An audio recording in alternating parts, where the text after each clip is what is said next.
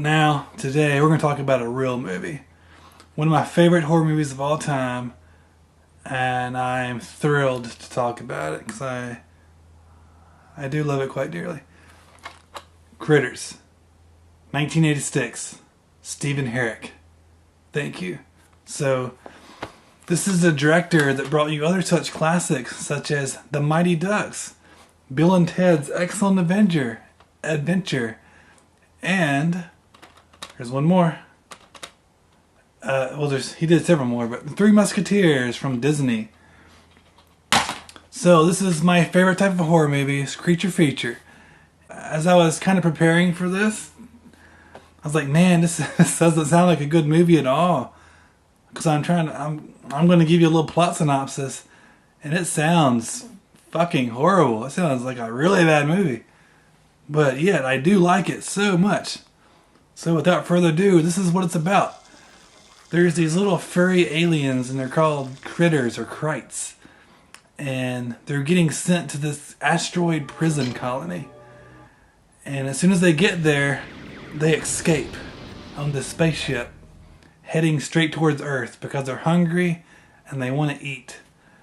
And this prison colony hires two bounty hunters to go track them down and to kill them. And these particular two bounty hunters, they have these heads that can kind of, well, their whole bodies, I guess, can kind of like morph and change into different things. So when we first meet them, they have these little green, like, featureless heads. So then the critters like crash land to Earth, and they land on this family's farm. And so they, get off the ship, and they start venturing out. And about that time, the bounty hunters are landing too. So they're getting close to Earth. And like a lot of alien movies of the time, the aliens start learning about our culture. And so how did they do that? Well, they watch MTV. And so this is being filmed in the 80s, so we got some great 80s music right now.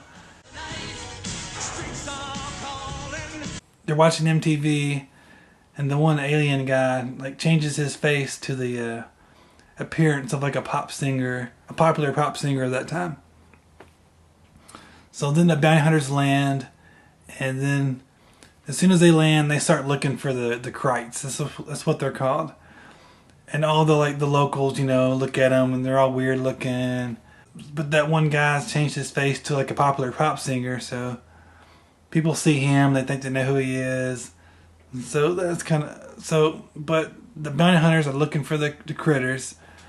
Then the critters, meanwhile, they're on this farm, and they're eating this guy's cattle.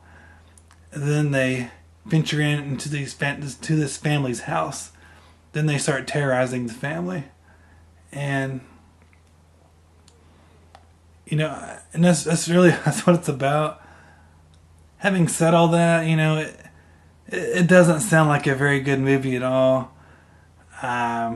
Maybe I shouldn't like it like I do, but I mean, damn it, I love this movie. This is one movie I can watch. I feel like I can watch this every day. And speaking of that, the version I have is a 4-pack with all the movies, 1 through 4. And so number 4, you can skip that altogether. It's garbage. Number 3, this is Leonardo DiCaprio's first movie, as far as I know. His first feature role in the movie is in Critters 3. And I'm just throwing that out there at you. But this is a 4-pack of all the movies. Why is there not a Blu-ray for at least the first movie? This deserves a Blu-ray. Why is there not a Blu-ray for this? That's so disappointing. Alright, so what did I like about this movie? I'm going to be honest. I like everything about it. There's nothing I don't like about it. So, it's in the 80s. You know it's filmed in the 80s. It's got the music. It's got the fashion. Just everything about it reeks the 80s. And the good thing about the 80s is there was no CGI at that time. So everything had to be done practical. And I tell you what, that all practical stuff holds up so much better than bad CGI. And the little animatronic puppets, I think they look fantastic. Little side note, I would love to get a movie prop from this movie. A little critters prop, but they're like way overpriced. And they tend to look really bad too. And I would like just maybe a movie replica, a little replica critter. And those also look like garbage and cost too much. And so I like the practical effects. I like the music. I just like the overall look. I mean, the production value, it's what you would, standard fare, it's not bad. The acting, it's nothing great, but it's what you would expect as well. I can't say anything bad about it because I love it so much. And so, let's see. Alright, so let's try to find something that I don't like about it. Okay. Only thing I don't like about it is that there's not a Blu-ray for it. There needs to be a Blu-ray for this movie. Only thing you can say bad about it is I would like it because the movie comes off being very dated, and to me that's a positive. Like, you watch it and you know you're watching something old because it looks old and it looks like it was made in the 80s, and that's why I like it. So I'm not a good person to review this movie because I like it so much, and I have nothing bad to say about it. I just think it's great. I think everybody should watch it. Creature features are my favorite. So this movie's not going to win any kind of Oscars or anything. It's not. They weren't trying to change the world when they made this movie. They were just trying to make a fun movie, and it shows. And those are my favorite horror movies. I just think it's great. If I had to give this, so let's say I had to give it a 0 out of 10, what would I say?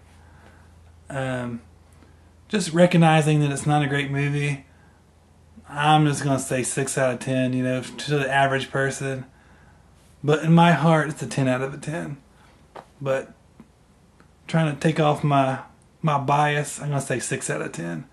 But I really recommend anyone watch this movie. I think it's great. Thank you.